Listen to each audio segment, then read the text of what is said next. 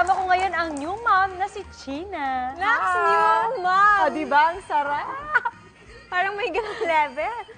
Anong masashare mo sa amin bilang bagong nanay? Actually, kanina nag-usap kami, very hands-on din si China sa anak niya. Sobra. Napaka-usi ko kasi. So, ayoko na parang ipagkatiwala si Stellar sa, alam mo yun, sa kasama namin. Or even, ang weird kasi kahit sa parents ko, or kay Kian, minsan parang, hindi. So, napaka-protective mom mo. Okay yan. For sure, lahat ng mami naiintindihan ka. Dahil ako din, nung una, okay din ako. Oo, kasi kakapanganak ko pa lang. So, parang, ngayon, nandun pa ako sa stage na lahat dinidiscover ko.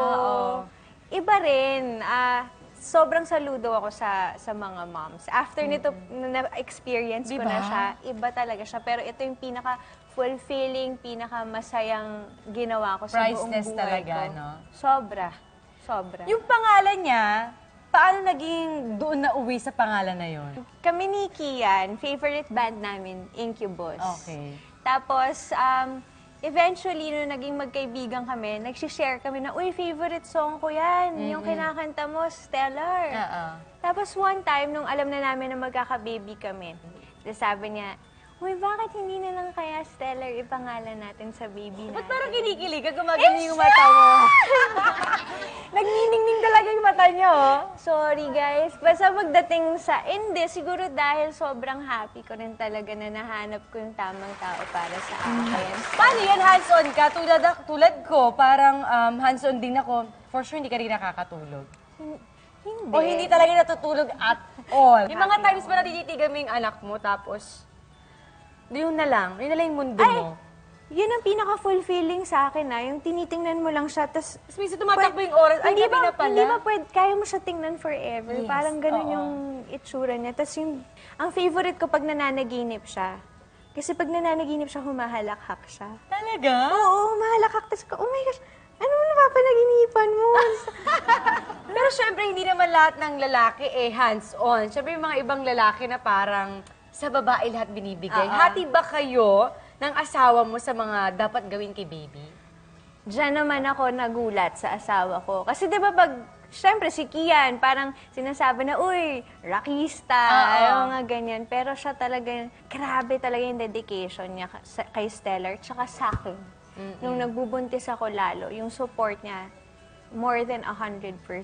Tipong alam ko na hindi siya mawawala sa tabi ko. Gusto niya, nandun siya nung magdi-deliver ako. Excuse me, yung buhok mo. Yung buhok mo haba, ang gandol. Pinakamalaking factor yan sa isang babae talaga nagbubuntis. Ang sinusuportahan ka ng asawa mo kasi iba pa rin kapag nandyan yung asawa mo. Oo. Diba? Lalo na pag alam mo na anytime natatawagan mo siya, nandyan siya sa tabi mo. Or lagi niya akong pina-prop up nun pag medyo, siyempre, pag buntis ka, di ba, minsan may mga pagkakataon parang na-feel bad ka. Kaya bilib ako sa kanya na natitiis niya minsan na may mga pagkakataon na dadatnan niya ako sa bahay, umiiyak ako. Bakit ka umiiyak? Hindi, kasi parang feeling ko nag-worry ako kung tama ba yung ginagawa ko, ganyan. Tapos siya talaga sobrang positive na parang, hindi, love, ano yan? Ay,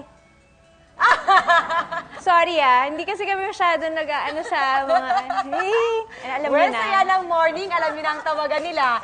Love! Hi, mahal. Nagpapa-breastfeed ka ba? Yes, nagpapa-breastfeed. Actually, trinay ko talaga na exclusively breastfeed yung baby for a month. Kasi kakapanganak ko lang. 1 month and a few weeks pa lang ang baby ko. Pero ako naman yung case na siguro maganda nga din na i-share sa mga mommies dyan na huwag kayo panghinaan ng loob pag kung wari sabihin sa inyo ng pedya nyo na kailangan mong mag-mixed or mag-combine feeding. Kasi yung sa akin naman, yung quality ng breast milk ko daw ay hindi pa ganun ka-sustansya. So, kailangan namin mag-mix. After dumami yung supply nyo, di pwede nyo na i-win sa formula. Kasi actually may mga mommies talaga na hirap magbigay ng gatas. Yes. O kaya kahit gustuhin mo, walang lumalabas. Pero syempre sa side ng isang nanay, parang hindi, lahat gusto ko ibigay sa anak ko Syempre yung mga pagkakataon na kung hindi mo mabigay sa pagpapadede, pwede mo naman sa ibang paraan pag-aalaga at pagmamahal. Oo, diba? at saka ano nga parang na-realize ko rin na sa sobrang focused ko na gusto kong mag-produce ng gatas, may mga pagkakataon pala na nakakalimutan mo tingnan yung ibang development ng baby mo na positibo. Meron kaming gift na ibibigay sa'yo. Ay!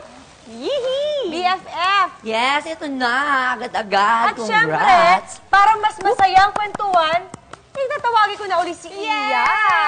Ayan. Tama. Magiging mommy pala. Ay! Magiging mommy. Wow! Wow! May goodies. I love it.